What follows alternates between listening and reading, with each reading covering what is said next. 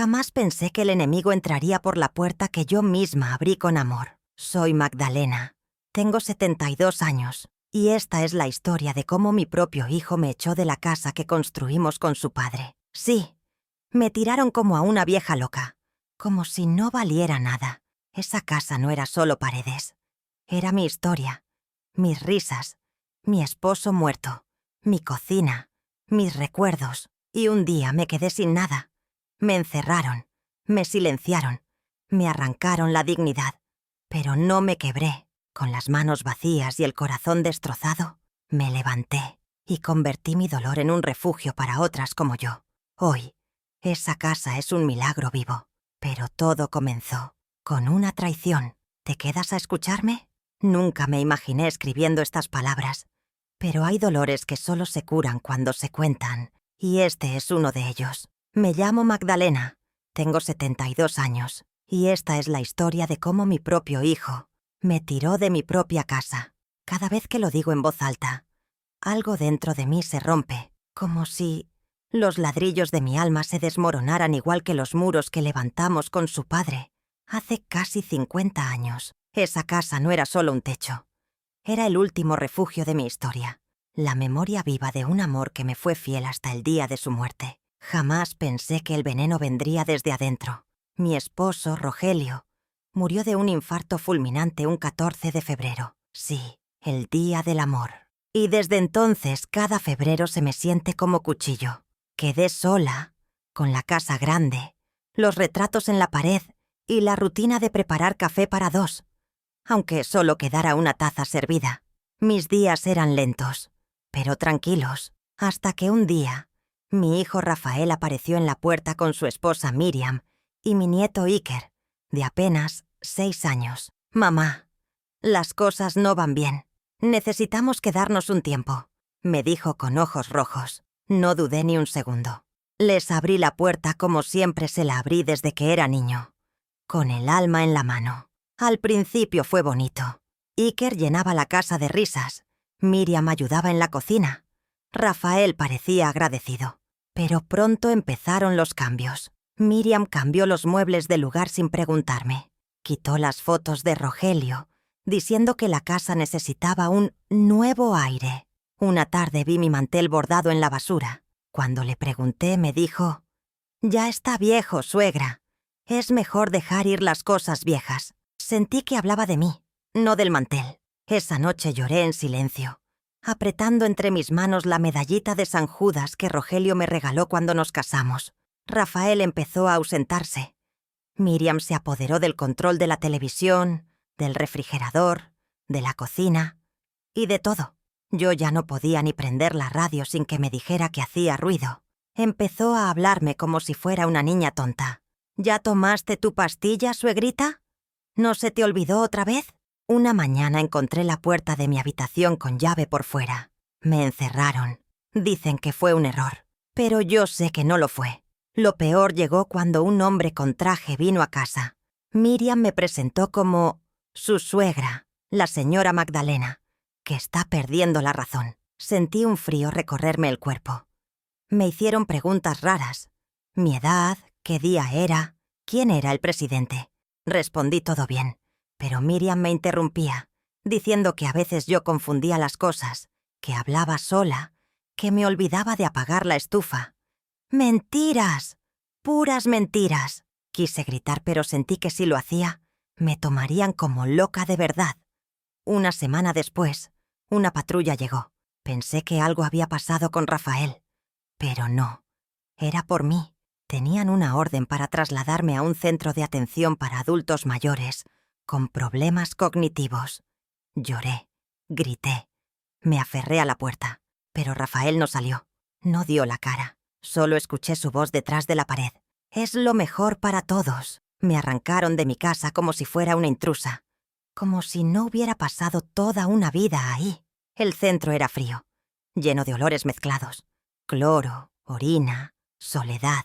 Me pusieron en una habitación con otras 3 mujeres, todas dormidas o sedadas. Yo no podía dormir, solo miraba el techo, una y otra vez, repitiéndome que esto tenía que ser un mal sueño.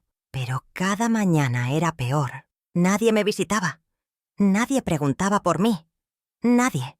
Ni Rafael, ni Miriam, ni siquiera Iker, que siempre me decía: «Abue, tú eres mi persona favorita del mundo». ¿Dónde estaba mi niño? Pasaron semanas. Perdí la noción del tiempo. Una noche me desperté gritando el nombre de Rogelio. Las enfermeras vinieron corriendo y me pusieron una inyección que me dejó aturdida. Al día siguiente llegó una mujer joven, con un cuaderno y una mirada dulce. Se llamaba Alma. Era trabajadora social y me dijo: «Señora Magdalena, no creo que usted esté loca. Voy a casa a ayudarla». No le creí. ¿Cómo confiar de nuevo después de todo? Pero Alma volvió. Y volvió. Y volvió. Cada vez me traía noticias, documentos. Me leía cosas en voz alta. Me escuchaba. Yo hablaba y ella escribía. Me abrazaba sin miedo. Un día me llevó a una oficina con una abogada. Me dijeron que había forma de recuperar mi casa, que lo que hicieron conmigo fue ilegal, que Rafael había falsificado un documento. Sentí un rayo de esperanza, pero también miedo. ¿Y si no funcionaba? ¿Y si era otro engaño? El día que me dijeron que podía volver a mi casa, no supe si reír o llorar. Salí del centro con la medallita de San Judas en el cuello y una bolsita de plástico con mis cosas. Un peine, un rosario y una foto doblada de Rogelio. Cuando llegamos, la puerta estaba entreabierta. Alma me miró, nerviosa. Entramos. No había nadie. La casa vacía. Muebles tirados. Polvo. Silencio. En la mesa de la cocina, una carta con mi nombre. La tomé con manos temblorosas. «Mamá, perdóname». Era de Rafael. Decía que todo se salió de control, que tuvo problemas, que lo perdió todo. Al final decía: «Murió en un accidente hace 2 semanas. Estoy en paz, pero no puedo mirarte a los ojos». Caí de rodillas. No supe si lloraba por el dolor o por el alivio. La casa era mía, pero ya no era hogar. Caminé por cada rincón como si buscara fantasmas. Rogelio, Iker. Me senté en la mecedora vieja y cerré los ojos. Solo se oía el viento. Esa noche no dormí. Pensé en todo lo perdido, pero también en todo lo que aún podía hacer. Y entonces tuve una idea. Una loca, brillante y hermosa idea. Al día siguiente, abrí las ventanas de par en par. El sol entró con fuerza, como si también quisiera limpiar las heridas que quedaron pegadas a las paredes. Me puse a barrer. Cada rincón tenía polvo de abandono y recuerdos rotos. Tiré lo que estaba roto. Limpié lo que podía salvarse. Encontré la manta de Iker en un cajón. La abracé con todo mi cuerpo. Aún tenía su olor. A niñez. A tardes de chocolate y cuentos. Me senté en el suelo, sola, abrazando esa tela como si fuera un pedazo de mi corazón. Pero no lloré. No más. Ese día entendí que tenía que hacer algo con todo ese dolor. Esa tarde llamé a Alma. Le dije que quería agradecerle todo, que pasara a tomar café. Llegó con una sonrisa y una bolsa de pan dulce. «Esta casa está más viva que antes», dijo al entrar. Le conté mi idea: convertir la casa en un lugar para mujeres como yo. Mujeres que fueron arrancadas de sus vidas, abandonadas por quienes juraron protegerlas. Al principio pensó que era una locura, pero al ver mis ojos, supo que lo decía en serio. Me tomó la mano y dijo: «Si alguien puede hacerlo, es usted». Empezamos de a poco. Primero pintamos las paredes, quitamos los papeles viejos, colgamos cuadros nuevos, guardé los retratos de Rogelio y mi nieto en una caja especial. No los tiré, no podía, pero entendí que ahora esa casa debía tener nuevas memorias. Alma trajo a 2 amigas suyas, trabajadoras sociales también, y les conté mi historia. Lloraron conmigo. «Doña Magdalena, usted no está sola», me dijeron. Por primera vez en mucho tiempo, sentí que tenía una familia de nuevo. Publicaron mi historia en una página local. No mencionaron nombres, pero contaron todo lo que me hicieron. El texto terminaba con una frase que se me quedó clavada: «La dignidad no tiene edad». Al día siguiente, empezaron a llegar cartas, luego llamadas. Mujeres de todas partes del estado querían venir, hablar, compartir sus historias. Unas lloraban por teléfono, otras querían ayudar. La casa comenzó a llenarse, no de muebles, sino de voces. Voces de mujeres que el mundo había callado. Recuerdo especialmente a doña Teodora. Llegó con un bastón, una maleta de tela rota y una mirada vacía. Su hijo la había dejado en la terminal de autobuses con un boleto de ida y una nota. «No tengo cómo cuidarte, mamá». Tenía 85 años. Cuando entró a mi casa, no dijo nada. Solo caminó despacio, tocó la pared y susurró: «Aquí huele a respeto». Lloramos las dos. Lloramos mucho. Y esa noche dormimos bajo el mismo techo, como hermanas de alma. Otra fue Elvira, una mujer de cabello blanco y risa tímida. Su historia era distinta. Ella había escapado de una casa donde su nuera la maltrataba físicamente. Tenía marcas en los brazos. Al principio no hablaba. Solo se sentaba en el jardín y miraba las flores. Un día me dijo: «Nunca pensé que alguien me volvería a ver con ternura». Y yo le respondí: «Aquí, todas volvemos a florecer». Esa frase se volvió un lema. La mandamos imprimir en un letrero que colgamos en la entrada. «Aquí todas volvemos a florecer». Con el tiempo la casa se transformó. No solo en su aspecto, sino en su alma. Pusimos colchas nuevas, una mesa larga en el comedor. Colgamos cortinas con flores. Las mujeres cocinaban juntas, contaban historias, cantaban canciones de su juventud. En cada rincón había vida. Una vez a la semana venía un médico voluntario, también una psicóloga. Y los domingos hacíamos tarde de películas. Mi favorita era Coco. Siempre llorábamos todas. No por la película, sino por lo que removía adentro. Una mañana, Alma me trajo una sorpresa. Había hablado con un canal local de televisión. Querían hacer un reportaje sobre la casa. Me asusté. No me gusta la cámara. Pero ella me dijo algo que me convenció. «Magdalena, hay miles de mujeres allá afuera que creen que están solas. Usted puede mostrarles que no lo están». Acepté. Vino un equipo con luces, cámaras, micrófonos. Me sentí extraña, pero cuando empecé a hablar, las palabras salieron solas. Hablé como si le hablara a mi vecina, a mi hermana, a todas las Magdalenas del mundo. El reportaje se viralizó. Millones de personas lo vieron. Llegaron donaciones, mensajes, cartas de otros países. Mujeres nos contaban que estaban armando grupos de apoyo, inspiradas por nuestra casa. «Gracias por devolverme la esperanza», escribió una señora de Chile. Yo le respondí con una postal: «La esperanza no se pierde, solo se duerme». Y desde entonces empecé a firmar todas mis cartas así. Era mi forma de decir que seguíamos aquí. Vivas, fuertes, juntas. Una noche, mientras barría la entrada, una niña tocó la puerta. Tenía unos 10 años y cargaba una mochila. «¿Aquí vive la señora Magdalena?», preguntó con voz temblorosa. Asentí. «Mi abuela quiere venir, pero tiene miedo. Dice que no quiere ser una carga». La abracé. Le dije que en esta casa nadie es carga. Esa misma noche su abuela llegó. Se llamaba Rosaura y tenía el cabello trenzado como mi madre lo usaba. Cuando entró dijo: «Esto no es una casa, es un milagro». Y sí, un milagro nacido del dolor, pero sostenido por el amor. Una tarde de noviembre, mientras regábamos las plantas del jardín con las otras mujeres, escuché que alguien golpeaba la reja con insistencia. No era común que tuviéramos visitas sin avisar. Me sequé las manos en el delantal y caminé despacio hasta la entrada. Al abrir sentí que el aire se detenía. Era Iker, mi nieto, con 12 años ya, más alto, el mismo lunar en la mejilla izquierda. Sus ojos buscaban los míos como un faro perdido. «Abue, ¿me recuerdas?», me dijo con voz rota. Y entonces el mundo se me vino encima. Claro que lo recordaba. Era mi niño, mi razón de vivir antes de que todo se desmoronara. Lo abracé tan fuerte que pensé que se quebraría. Él lloró.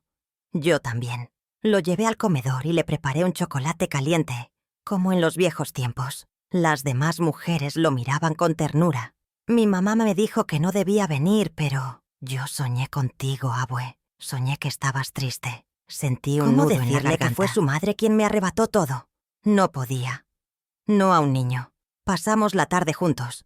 Le mostré la casa, el jardín, las cartas colgadas en la pared con mensajes de otras mujeres. Le conté historias suaves, sin veneno.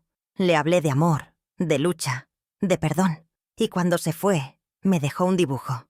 Era él, yo y una casa grande con flores. «Para mi abue valiente», escribió. Esa noche dormí abrazada a ese papel. Fue como si una parte de mí regresara al corazón. Desde entonces, Iker venía cada sábado. A veces solo, a veces con un amigo, a veces con su maestra. Se volvió parte de la casa. Las mujeres lo adoraban. Jugaba lotería con doña Teodora. Cocinaba galletas con Elvira. Ayudaba a Rosaura a ordenar los libros.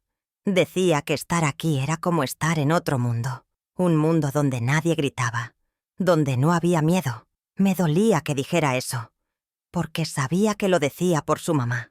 Una vez le pregunté por Miriam. Se quedó callado un rato y luego dijo: llora mucho, grita sola. Dice que todo salió mal.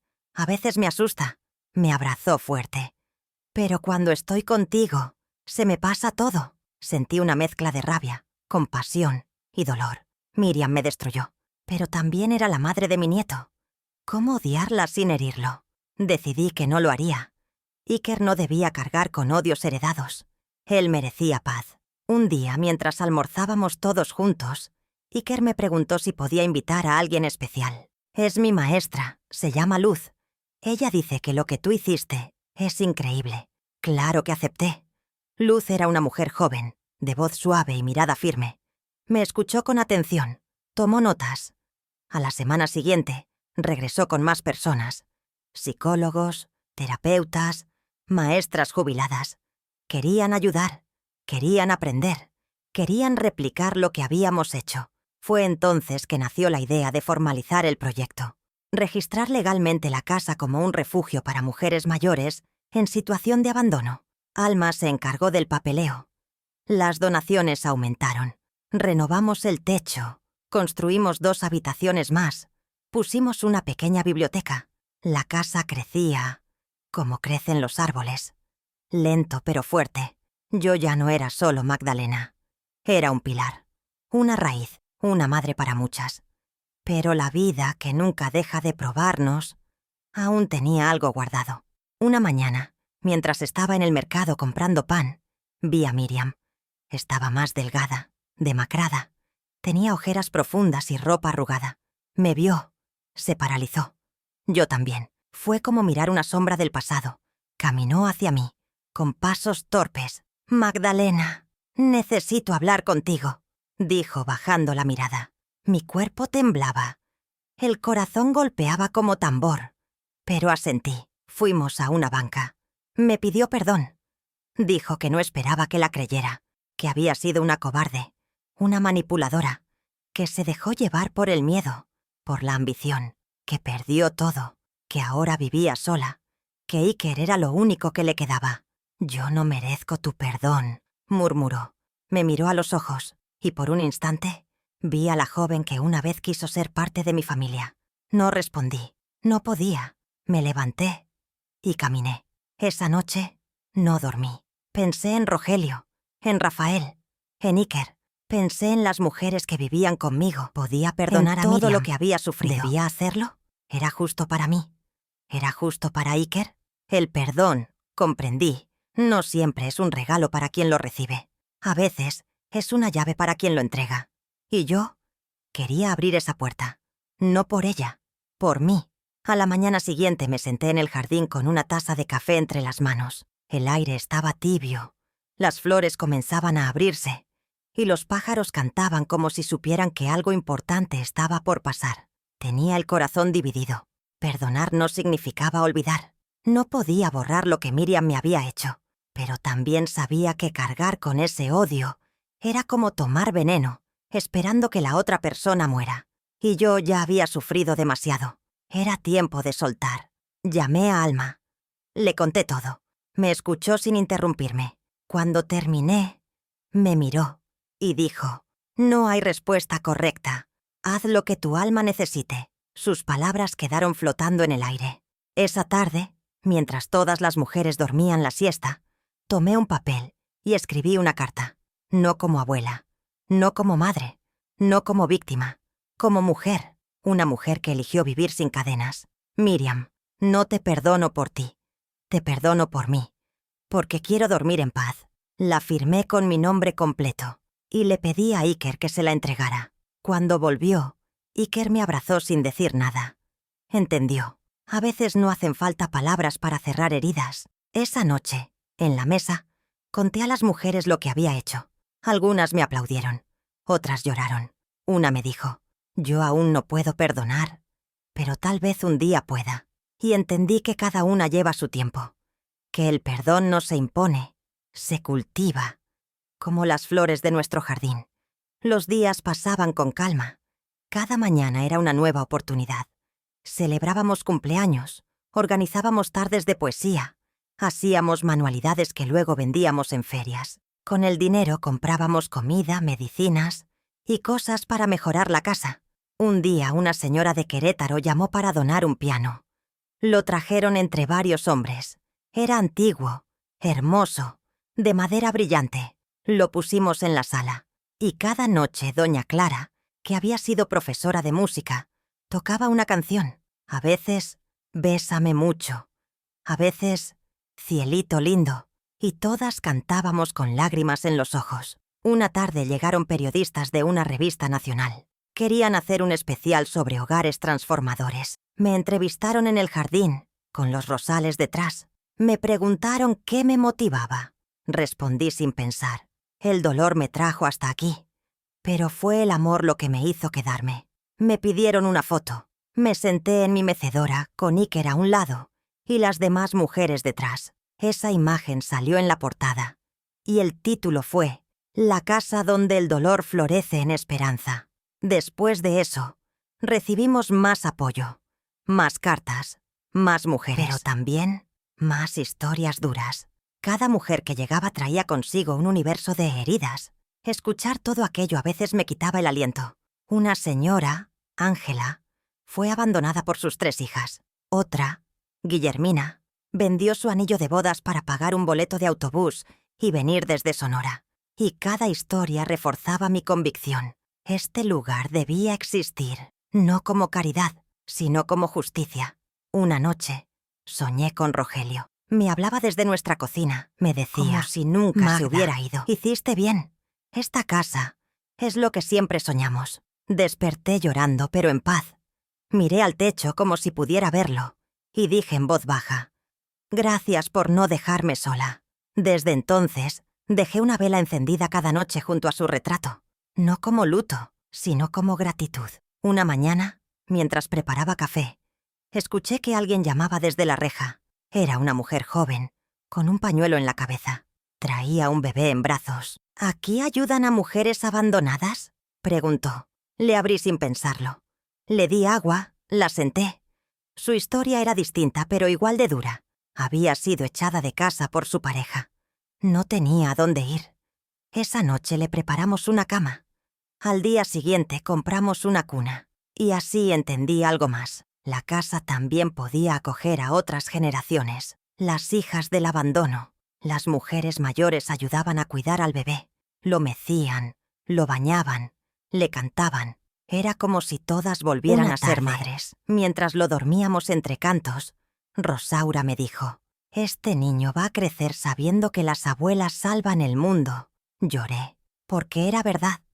Porque en un mundo que descarta a los viejos, nosotras estábamos volviendo a sembrar vida. Y así seguimos, día a día, tejiendo historias, curando heridas, acompañando silencios. No todas las noches eran fáciles. A veces había recaídas, pesadillas, lágrimas, pero también había abrazos, risas, promesas nuevas y, sobre todo, había la certeza de que ninguna mujer debía morir sintiéndose sola, olvidada, desechada. Aquí, al menos, no más. Un día recibí una llamada inesperada. Era del gobierno local.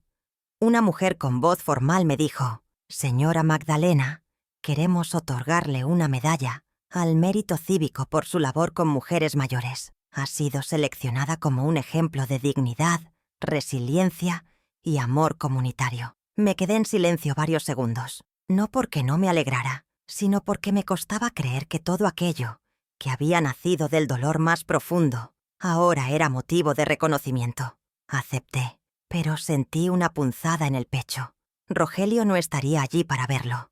La ceremonia fue en el Teatro Municipal. Nos dieron un lugar en primera fila. Fui con todas las mujeres del hogar, vestidas con sus mejores ropas, flores en el cabello y orgullo en los ojos. Iker iba conmigo, de saco y corbata, con una sonrisa que me iluminaba el alma. Cuando me llamaron al escenario, temblaban mis manos, pero al verlas a ellas, todas de pie aplaudiendo, supe que estaba exactamente donde tenía que estar. Recibí la medalla, y en mi discurso dije: yo no hice esto sola. Estas mujeres son la columna vertebral de esta casa, y cada una de ellas merece una medalla por no rendirse. Al terminar, muchas personas se acercaron. Querían fotos, entrevistas, autógrafos. Me sentía abrumada, pero feliz, hasta que una mujer se acercó con paso tembloroso. No traía cámaras ni papeles, solo traía lágrimas. Me miró y dijo: soy hermana de tu nuera Miriam, y vengo a darte una noticia. Sentí que el piso se abría. Me llevó a un rincón y me susurró al oído: Miriam se quitó la vida anoche. El mundo se detuvo. Solo escuchaba el zumbido del silencio. Miriam, la mujer que me traicionó, la madre de mi nieto, se había ido. No supe qué decir, ni qué sentir. Me senté. Lloré, pero no por ella. Lloré por Iker, por lo que el mundo no entendería. Lloré por una vida quebrada, por decisiones que ya no se podían cambiar. Esa noche, al volver a casa, lo abracé como si el tiempo se detuviera. No le dije todo. Solo le dije: tu mamá te amó, aunque a veces no supo cómo mostrarlo. Él lloró en mis brazos, y yo prometí que nunca más estaría solo. Los días siguientes fueron difíciles. Iker estaba en shock. No comía, no hablaba. Se encerraba en el cuarto donde dormíamos juntas. Las mujeres del hogar intentaban animarlo, pero su tristeza era profunda. Una noche me senté a su lado y le conté algo que nunca había dicho en voz alta. Tu mamá me hizo mucho daño. Me dolió tanto que creí que no volvería a confiar en nadie. Pero el día que te vi en mi puerta, entendí que a veces el amor se salta generaciones para sanar lo que no se pudo curar entre padres e hijos. Me abrazó con fuerza y ambos lloramos, en silencio. Después de un tiempo, Iker comenzó a recuperarse. Retomó la escuela. Empezó a escribir. Un día me mostró un cuaderno. Era un cuento que había escrito sobre una abuela que salvaba a mujeres con superpoderes invisibles. Se llama La Casa de los Mil Milagros, me dijo con orgullo. Lo abracé. Ese niño que había conocido tanto dolor estaba aprendiendo a transformarlo en arte. Como yo, como todas nosotras. Una tarde, mientras hacíamos pan dulce en la cocina, Iker preguntó: «Abue, ¿tú crees que mi mamá esté en paz ahora?» Me quedé en silencio.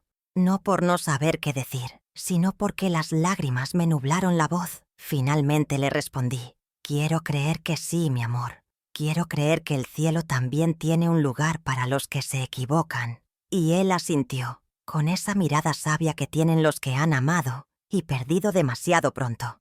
Desde ese día, encendemos una vela por Miriam cada 1 de mes. No por obligación, no por tradición, por compasión. Porque entendí que el perdón no termina con una carta. Es una decisión que se renueva cada día. Y en esa casa, donde el dolor florece, también el perdón echa raíces profundas. Las mujeres del hogar se unieron a este ritual. Cada una tenía a alguien a quien llorar. Hijos, hijas, esposos, hermanas. Y poco a poco, entendimos que el duelo compartido se vuelve más ligero. Que cuando una llora, las demás la sostienen, que no hay mayor alivio que una mano tibia cuando la vida se vuelve fría. Un mes después, Iker pidió hablar en su escuela sobre su abuela. Me invitó. Me senté al fondo del salón, con las demás madres y abuelas. Cuando lo vi pararse frente a todos, con su voz firme diciendo: «Mi abuela me enseñó que el amor puede construir casas enteras, aún con las ruinas del dolor». No pude evitar llorar. Aplausos, lágrimas, silencio respetuoso. Y en ese instante supe que todo había valido la pena. Pasaron los meses. La casa se convirtió en una especie de leyenda viva. Gente de otros estados venía a conocerla. Psicólogos, maestras, jóvenes, incluso turistas curiosos. Algunos traían pan, otros libros, y muchos simplemente ganas de escuchar. Yo nunca me acostumbré a las cámaras ni a los flashes, pero entendí que no era por mí, Era por todas las mujeres invisibles que ahora tenían rostro y voz gracias a ese lugar. «Usted es un faro», me decían, y yo respondía, «No, yo solo soy una mujer que se negó a apagarse». Una tarde, Alma me llamó con preocupación. Había llegado una notificación del municipio. El terreno donde estaba la casa estaba en disputa legal. Un desarrollador quería construir una plaza comercial en la zona y alegaba que parte de la propiedad no tenía los papeles completos. Sentí que el corazón me caía al suelo. ¿Otra vez me querían quitar mi casa? ¿Otra vez luchar? ¿Otra vez justificar que existo? Nos reunimos todas. Expliqué la situación. Algunas lloraron. Otras se enojaron. Pero todas se pusieron de pie. «No vamos a dejar que nos quiten lo que construimos con el alma», dijo doña Teodora, con voz firme. Y así comenzó una nueva lucha. Esta vez, no solo por mí, sino por todas, por cada cama tendida, por cada lágrima sanada, por cada canción cantada en la cocina. La casa ya no era una casa, era un símbolo. Organizamos marchas silenciosas. Alma diseñó camisetas que decían: «Una casa, 1000 corazones». Las mujeres escribieron cartas, hablaron en la radio, se presentaron en el ayuntamiento y algo maravilloso ocurrió. La gente nos apoyó. Vecinos, médicos, jóvenes, madres solteras, todos se unieron. Nos traían comida, pancartas, abrazos. El barrio entero se volvió nuestro escudo. Y yo lloraba cada noche de gratitud. Iker organizó un video con ayuda de su escuela. Mostraba la historia de la casa, con fotos, testimonios y su narración. El video se volvió viral. Cientos de miles de personas lo compartieron. Una actriz famosa lo comentó: «Este es el tipo de México que quiero ver». Y de pronto, ya no éramos solo un hogar en un barrio olvidado. Éramos un movimiento, una resistencia de ternura. Finalmente el juez falló a nuestro favor. La propiedad quedó legalmente registrada como un refugio comunitario. Gritamos, lloramos, brindamos con chocolate caliente y pan de nata. Esa noche me senté en la mecedora, mirando al cielo, y dije: «Rogelio, ganamos otra vez». Sentí una brisa suave en la cara, como si él también celebrara con nosotras. Pero la lucha nos dejó agotadas. Muchas mujeres comenzaron a enfermarse. Elvira tuvo una recaída. Doña Clara empezó a olvidar cosas. Rosaura se cayó en el baño. La edad no perdona, aunque el corazón siga joven. Y entendí que necesitábamos ayuda permanente. Profesionales, cuidadores, más infraestructura. La casa había crecido tanto que no sobrepasaba. Hicimos una campaña de recaudación de fondos. Grabamos mensajes, vendimos galletas, bordados y abrimos una cuenta en línea. Gente de todo el mundo donó. Una señora desde Japón mandó una carta. Mi abuela era mexicana. Me habría encantado que viviera en un lugar como el suyo. Esa carta está enmarcada ahora, en la entrada, porque es un recordatorio de que el amor no tiene fronteras. Con ese dinero, contratamos una enfermera, remodelamos el baño, instalamos pasamanos y compramos camas ortopédicas. Pusimos un pequeño invernadero donde las mujeres siembran hierbas. Y sobre todo, empezamos a recibir más mujeres. La lista de espera crecía cada semana, cada una con una historia distinta, todas con los mismos ojos tristes al llegar y llenos de luz al quedarse. Una de ellas fue Cecilia, una mujer ciega de nacimiento. Su familia la abandonó cuando su madre murió. Tenía 67 años y una voz dulce como miel. Le encantaba cantar, y cuando entonaba «Amor eterno», todas llorábamos. Pero ella siempre decía: «Estas lágrimas son buenas, son de sanación». Y tenía razón, porque aunque cada historia dolía, también nos recordaba que estábamos vivas. Una noche, mientras tomábamos té en el patio, Cecilia me dijo algo que no olvidaré nunca. «Magdalena, tú no fundaste una casa, fundaste una forma nueva de envejecer, con dignidad». Lloré, porque era cierto, porque nadie nos había preparado para envejecer así, luchando, resistiendo, sanando.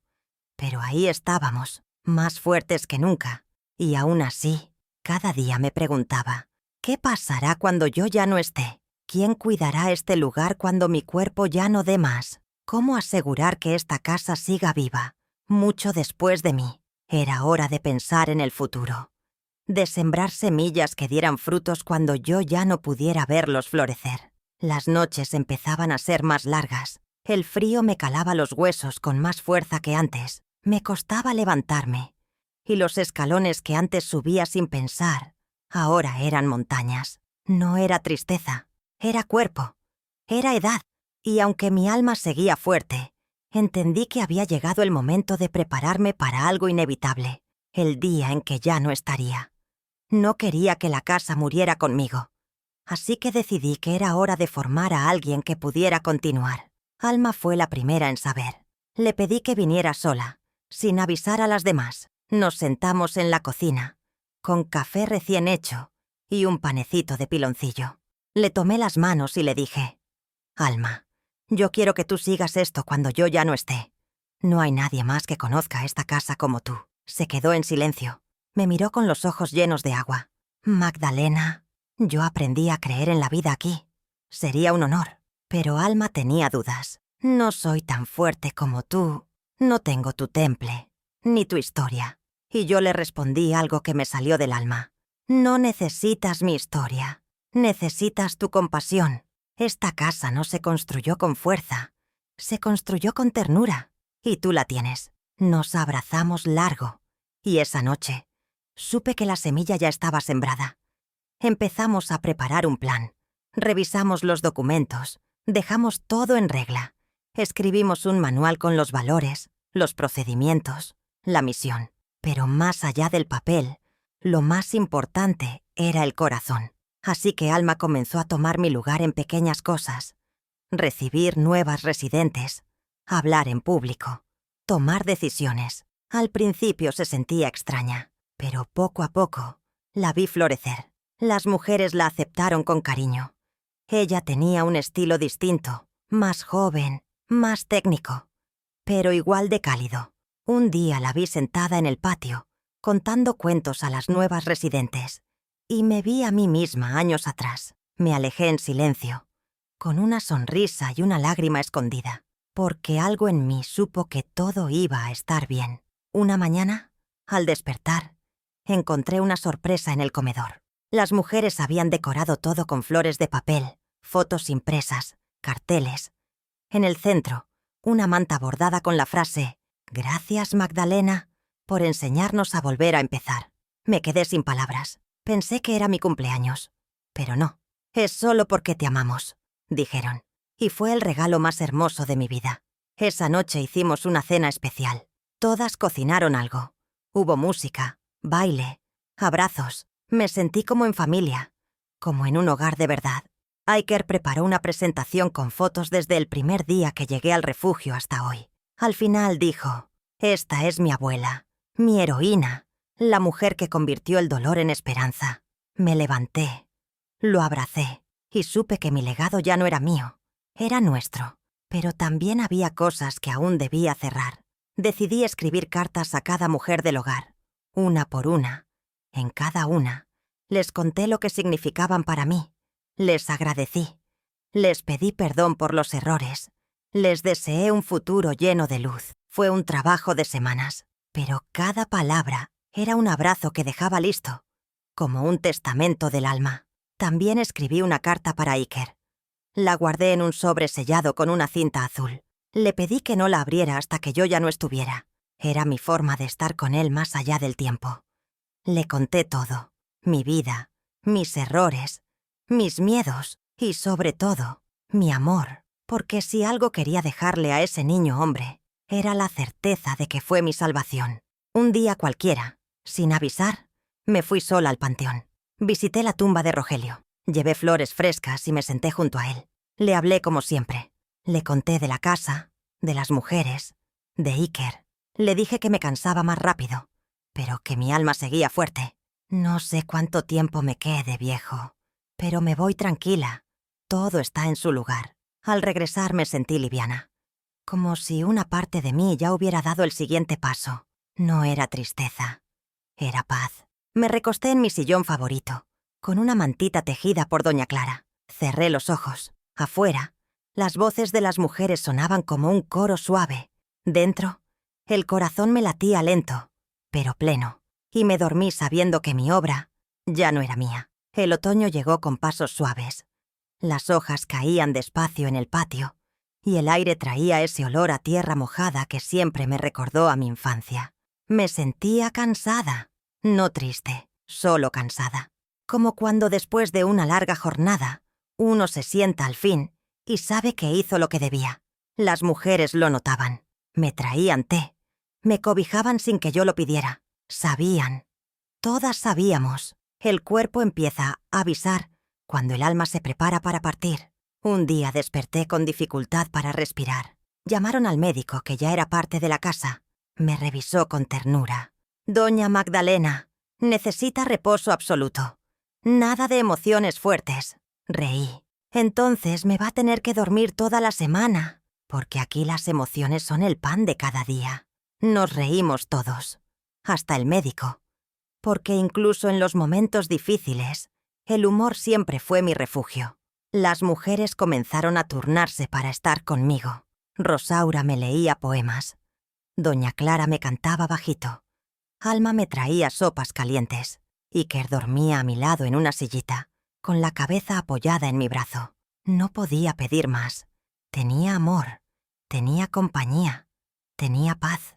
Y aunque cada día era más difícil, me sentía llena, completamente llena. Una tarde sentí que el tiempo se detenía. Abrí los ojos y vi a todas las mujeres reunidas alrededor de mi cama.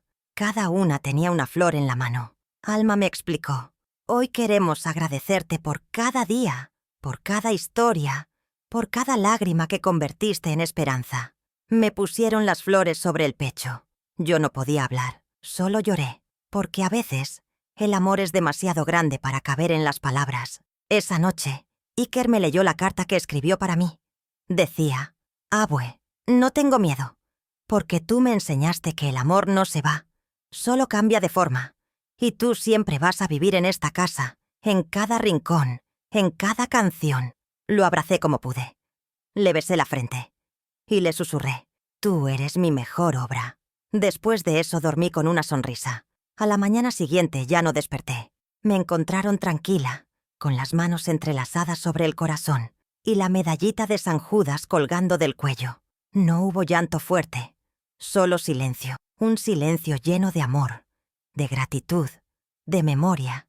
Me velaron en la misma casa que me vio renacer. No hubo cajas de lujo ni flores compradas, solo velas, canciones, cartas y muchas manos entrelazadas. Alma fue quien dio las palabras finales. Magdalena no murió. Magdalena floreció, se sembró a sí misma en esta tierra, y ahora la casa la lleva en sus paredes, en sus ventanas, en cada taza de café que servimos. Iker leyó la carta que yo le dejé. Todos lloraron, pero no de tristeza amarga, sino de amor, de ese amor que queda cuando una vida fue bien vivida. Después del funeral, la casa permaneció en silencio por unos días. Las mujeres decían que me escuchaban en la cocina, que sentían mi perfume en el pasillo, que soñaban conmigo. Y yo creo que sí estuve ahí, un poquito, en el aire, en las risas, en las flores, porque el alma, cuando ama tanto, no se va de golpe, se queda a despedirse con calma. Pasaron semanas, luego meses, y un día, Alma inauguró un pequeño salón en la parte trasera de la casa. Lo llamó la Sala Magdalena. En las paredes, fotos mías, cartas, frases que solía decir. En el centro, mi mecedora. Nadie la usaba. Era como un altar. Pero no de muerte, de vida, de todo lo que se puede hacer cuando una mujer se niega a morir antes de tiempo. La casa siguió creciendo. Llegaron más mujeres. Se abrieron otras filiales en distintos estados, con el mismo nombre. La Casa de las Abuelas. Iker creció. Se volvió psicólogo. Volvió años después con una mujer hermosa de la mano. «Abue, esta es Camila. Quiero que conozca dónde empezó todo». Y Camila lloró, porque entendió. Cada aniversario de mi partida, las mujeres hacen una cena, cocinan mis recetas favoritas, cantan mis canciones, cuentan mi historia a las nuevas. y luego salen al patio, donde hay un rosal que sembraron en mi nombre. Le dejan cartas, y yo, desde donde esté, las leo, una por una, porque el amor que dimos nunca muere, solo se transforma. Los años pasaron. La casa se mantuvo viva, como un corazón que no deja de latir. Aunque mi voz ya no resonaba en los pasillos, mis palabras vivían en los cuadernos, en los bordados, en las canciones que las mujeres enseñaban a las nuevas. Había cambiado todo, y sin embargo, nada, porque la esencia seguía ahí, la certeza de que ninguna mujer merecía morir sola, olvidada, ignorada. La certeza de que siempre, siempre, era posible volver a empezar. Iker se volvió parte fundamental del refugio. Cada tarde pasaba por ahí, hablaba con las residentes, jugaba dominó con doña Rosaura, cocinaba con las voluntarias, se convirtió en un hombre sereno, empático, firme. A veces lo veía sentarse en la mecedora donde yo solía estar. Cerraba los ojos, respiraba hondo y decía, «Gracias, abue». No me llamaba por mi nombre, me llamaba como siempre, como su abue, porque yo seguía ahí, en él. Camila, su compañera, también se volvió parte de la casa. Organizaba talleres, daba clases de arte, pintó un mural enorme en la pared trasera. El mural tenía flores, mujeres de todas las edades, y al centro, una figura sentada en una mecedora, con una sonrisa suave y los ojos cerrados. «Eres tú, Magdalena», dijo Camila al mostrarlo, y yo lloré, porque incluso desde donde estoy, puedo llorar con el alma. Una tarde una niña tocó la puerta. Tenía unos 7 años, un vestido rojo y un cuaderno entre las manos. Dijo que su abuela la había traído ahí antes de morir, que quería saber quién era esa señora que salvaba a las abuelitas. Alma la hizo pasar. Le dieron pan, leche, una libreta nueva. La niña se sentó en el jardín y escribió, «Cuando sea grande, quiero tener una casa como esta, llena de amor». Y yo supe que mi historia no solo vivía, se multiplicaba. En los pasillos del hogar colgaron frases que yo solía decir. El dolor florece en esperanza. La ternura también es resistencia. En esta casa nadie se rinde. Las nuevas residentes las leían y preguntaban, ¿quién fue Magdalena? Y entonces, Alma, Iker o cualquiera de las mujeres contaban mi historia, pero no como una biografía, como un cuento real, como una leyenda que comenzó con una traición y terminó en amor. Cada rincón de la casa hablaba de mí sin decir mi nombre. Las cortinas tejidas, las sillas de colores, los collares de cuentas, las flores secas colgadas en la cocina. Todo era mío, todo era de todas, porque ese fue siempre mi mayor sueño. Que lo que yo viví sirviera para que otras no tuvieran que pasar por lo mismo. Una vez, Alma fue invitada a dar una conferencia internacional. Habló sobre el modelo de refugio emocional comunitario. Al final, mostró una foto mía. Dijo, «Todo esto comenzó con una mujer a la que le arrebataron su hogar y que decidió convertir su herida en refugio para otras». Aplausos, lágrimas. Y en ese auditorio, en otro país, con otro idioma, también viví yo. La casa recibió premios, reconocimientos, fondos para seguir creciendo. Pero lo que más nos llenaba era una carta inesperada. Una mujer de 82 años escribió desde un hospital. «No tengo a nadie, pero al leer sobre ustedes, sentí que aún hay lugar para mí en este mundo». La buscaron, la llevaron, la abrazaron, y esa noche, ella durmió en una cama caliente, rodeada de mujeres que sabían exactamente lo que ella sentía. En un rincón del jardín hay una caja pequeña de metal. La enterraron el día que cumplí 10 años de haber partido. Dentro hay cartas, fotos, retazos de tela, recetas escritas a mano. Es la cápsula del alma de la casa. Y sobre la tierra, un letrero dice, «Para que nunca olvidemos de dónde venimos, porque mi historia es la raíz». Pero ya no es solo mía. Una nueva generación comenzó a visitar la casa. Universitarias, jóvenes activistas, trabajadoras sociales, todas con la misma pregunta. ¿Cómo lo hicieron? Y siempre recibían la misma respuesta. Con amor, con dolor, con verdad, con Magdalena. Y entonces me sentían, me entendían, me llevaban consigo. En cada mujer que sana, yo vuelvo a nacer. En cada nieto que abraza, yo vuelvo a respirar.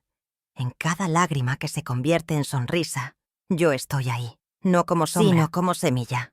Un día Iker volvió a casa con una idea. Abue, quiero escribir un libro sobre ti, sobre todo lo que hiciste. Alma y las demás estuvieron de acuerdo. Buscaron fotos, diarios, cartas. Cada rincón tenía un pedazo de historia. Las mujeres contaban anécdotas, chistes, momentos que yo misma ya había olvidado. Era como abrir una caja mágica, una caja donde no salía dolor, sino vida. El libro se llamó La casa de las mujeres valientes. La portada era sencilla. Mi mecedora bajo un árbol. Fue publicado con apoyo de una fundación. Se agotó en días y muchas mujeres comenzaron a escribirnos. Decían, leyéndola, sentí que era mi madre, mi abuela, mi yo de otro tiempo. Y eso fue el verdadero milagro. No ser recordada como heroína, sino como humana. Años después, un grupo de jóvenes viajó desde Argentina para visitar la casa. Querían replicarla allá. Se sentaron con Alma, tomaron notas, lloraron con las mujeres. Una de ellas me llevó una carta. Decía, nunca la conocí, Magdalena, pero gracias por demostrar que el amor puede salvarnos. Y en ese momento supe que todo había valido. Hasta el último suspiro. La casa siguió. Con más colores, más historias, más vida. Se convirtió en museo viviente. En cada aniversario de mi nacimiento, hacen una feria comunitaria. Artesanías, bailes, talleres, comida. Todo gratuito. Porque aprendimos que compartir también es sanar. Y que la alegría, cuando es verdadera, es una forma de resistencia. Una tarde, Iker se sentó bajo el rosal con su hija en brazos. Se llamaba Magdalena. Me la presentó diciendo, te presento a quien va a seguir cuidando tu jardín, abue. Y aunque ya no estaba ahí en cuerpo, sentí ese momento. Porque el amor, cuando es tan puro, traspasa la muerte y florece una y otra vez, como las rosas que no dejan de abrirse. En el cielo, Rogelio me toma de la mano. Me sonríe. Me dice que todo salió mejor de lo que soñamos. Yo le creo, porque ahora ya no tengo miedo, ni tristeza, solo gratitud, por la vida, por la lucha, por cada mujer que transformó su herida en refugio, por cada historia que me tocó el alma, y por cada alma que sigue contando la mía. La casa permanece abierta, no tiene llave, nunca la tuvo, porque está hecha de lo único que no se encierra, la esperanza. A las mujeres nuevas siempre les dicen, aquí no vienes a morir, aquí vienes a volver a vivir. Y cuando lo entienden, lloran, como lloré yo el día que regresé por esa puerta. Y así, lo que comenzó con una traición, terminó con una revolución emocional, una que no llenó portadas de periódico, pero sí miles de corazones rotos. Y aunque muchos no recuerden mi nombre, no importa, porque lo importante no era yo, era el mensaje. Nunca es tarde para volver a empezar. Desde donde estoy, bendigo cada paso, cada mujer que llega, cada nieto que abraza, cada tarde de chocolate y lotería. Porque mi historia no murió conmigo. Mi historia apenas comenzó. Hoy ya no camino esta tierra, pero mi historia sigue latiendo en cada mujer que se niega a rendirse.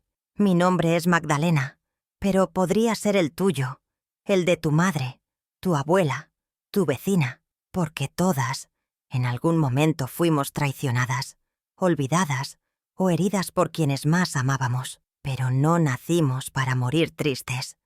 Nacimos para resistir, para volver a amar, para reconstruirnos con las mismas manos que una vez se quebraron. Y si tú estás ahí, mirando esta historia con lágrimas, rabia o silencio, quiero que sepas algo. Aún estás a tiempo. No importa lo que te hayan hecho. No importa cuántas veces te cerraron la puerta. Siempre hay una casa esperando que la construyas desde tus ruinas. Una casa sin techo, pero con alma. Una casa donde nadie más pueda sacarte. Porque esa casa eres tú. Y mientras tú vivas, ningún abandono será final.